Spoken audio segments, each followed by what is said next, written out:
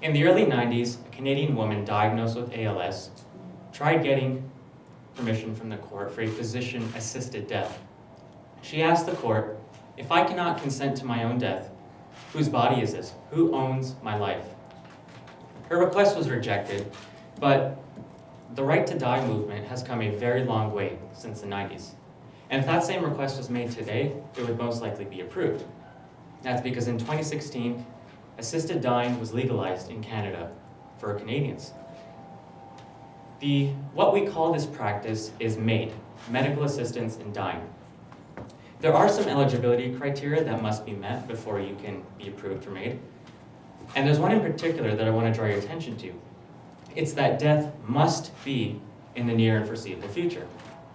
The reason I'm drawing your attention to this is because there's actually a proposal right now to just kind of scrap that as one of the requirements.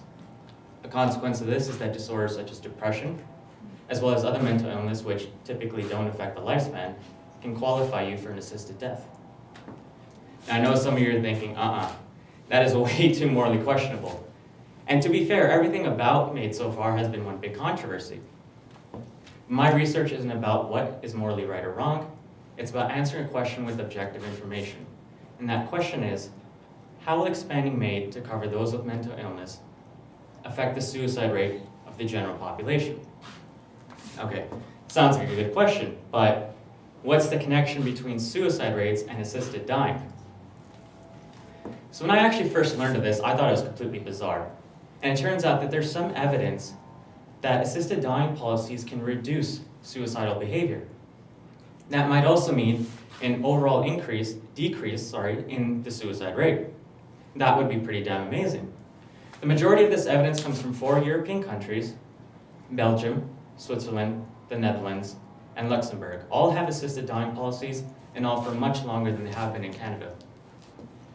The evidence for this phenomenon still needs to be built on before we can draw anything meaningful of it.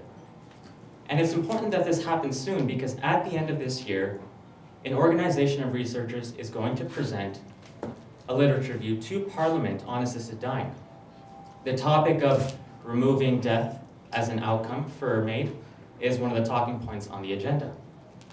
So my research is still raw. This graph over here is just a teaser for what's to come. But once completed, it can go a long way to help policymakers understand how assisted dying will affect suicidal people, and whether that effect is positive, neutral, or in the worst case scenario, negative. The right to die has caused a lot of controversy in Canada, but as long as we keep making our decisions with the best evidence, we will keep moving in a direction that improves the well-being of Canadians. Thank you.